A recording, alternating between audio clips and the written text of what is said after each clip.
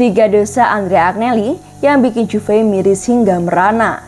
Juve seperti diketahui sedang terpuruk, dan apakah Andrea Agnelli harus bertanggung jawab atas situasi ini?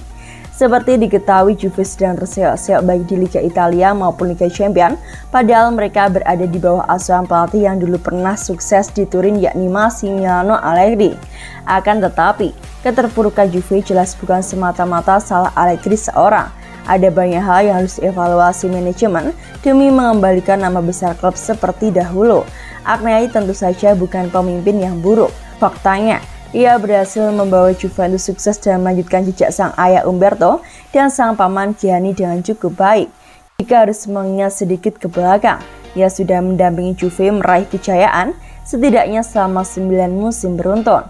Tak tanggung-tanggung, klub ini berhasil menguasai Liga Italia musim 2011-2012 hingga yang terakhir 2019-2020 saat era kepelatihan Maurizio Sarri. Hanya saja bak roda berputar. Kejayaan tersebut tak akan selamanya berada di kubu Juve.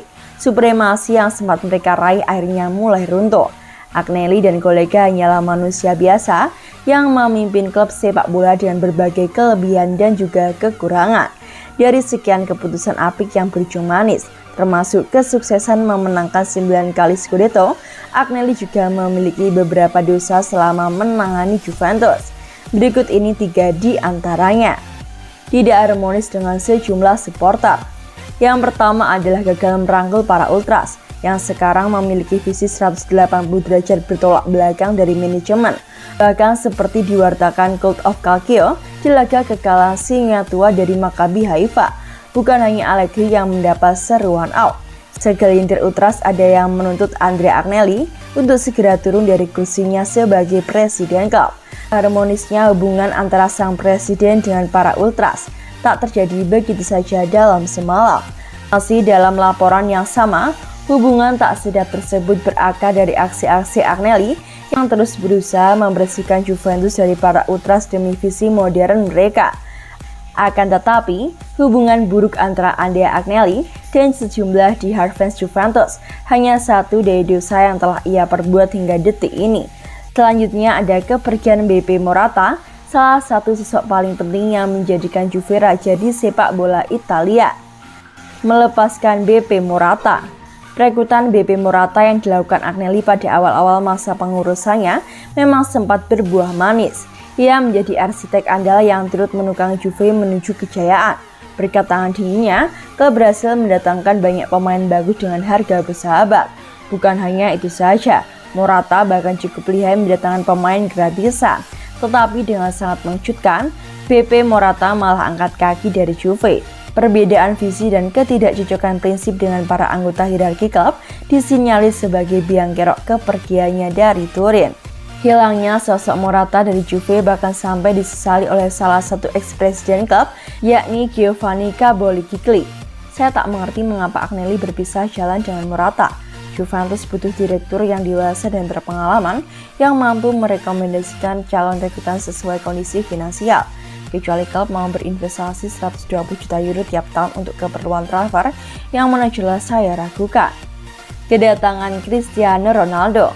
Meski rencana mendatangkan Ronaldo sudah ada sejak era BP Morata, adalah Fabio Paratici yang berada di balik penyempurnaan transfer sang mega bintang dari Real Madrid. Memboyong Cristiano Ronaldo memang sebuah langkah fantastis yang mendapatkan lampu hijau dari dinasti Andrea Agnelli. Akan tetapi keberadaan Ronaldo yang berlabel pemain mahal tak berpengaruh banyak terhadap prestasi tim. Apalagi pandemi COVID-19 membuat banyak hal di Juve jadi berantakan. Padahal situasi membuktikan bahwa klub-klub dengan finansial yang lebih sehat ternyata lebih cepat pulih dari pandemi.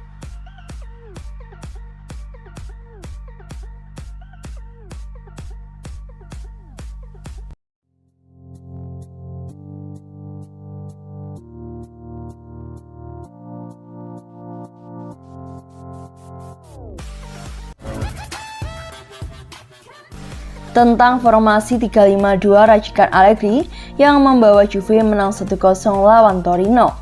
Allegri membuat perubahan ketika Juve berjumpa Torino pekan ke-10 Serie A.